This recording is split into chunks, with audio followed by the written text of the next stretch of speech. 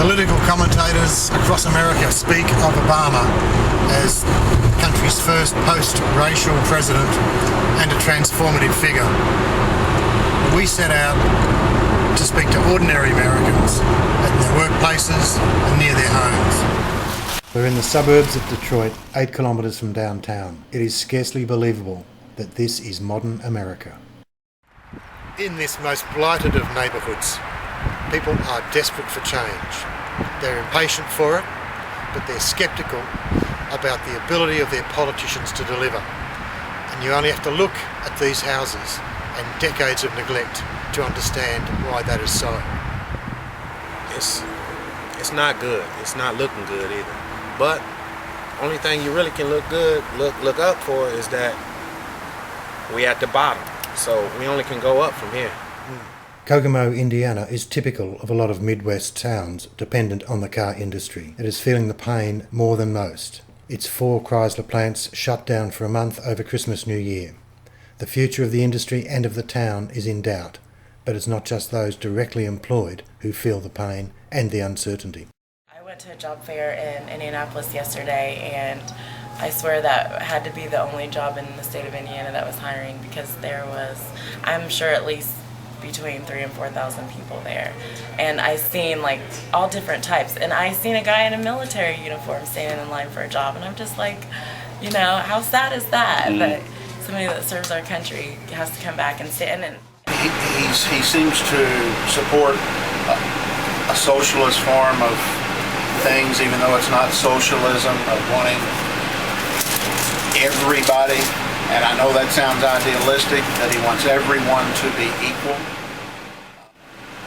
We seem to prosper when you have people, when you have the people, the haves and the have-nots, and I think that we've done a relatively good job in the past of taking care of the people. You squeeze the trigger. While the US economy continues to slide, shedding 2.5 million jobs in the last 12 months, Obama's election has created one area of economic boom. That's in gun shops.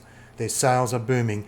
Anything and everything is walking off the shelves, they say, because gun enthusiasts and would-be gun owners fear that an Obama Democratic administration will ban and confiscate their weapons.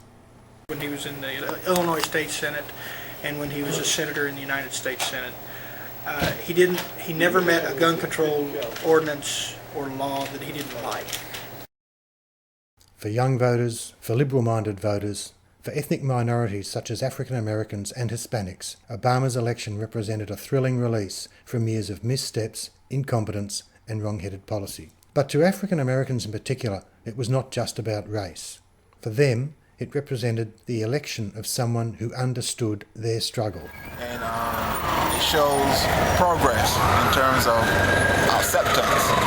But yeah, he did a good job. Evangelical Christians are a major conservative social force in America, major enough so that when they gather to worship, it is in a 10,000-seat auditorium. They say they'll support Obama as long as he stays away from their most valued social policy areas: abortion, gay marriage and gun control. In this case, Barack Obama has been, by many estimations, one of the most aggressively pro-abortion candidates and office holders in American history.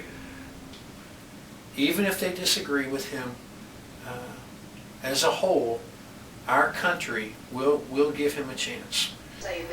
We're a wonderful country, let me first say that with seriousness.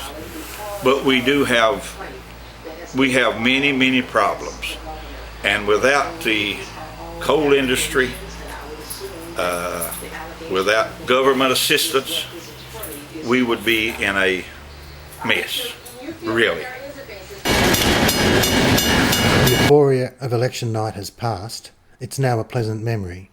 But Americans are now facing up to the reality that their new president has a much tougher task than the one who preceded him.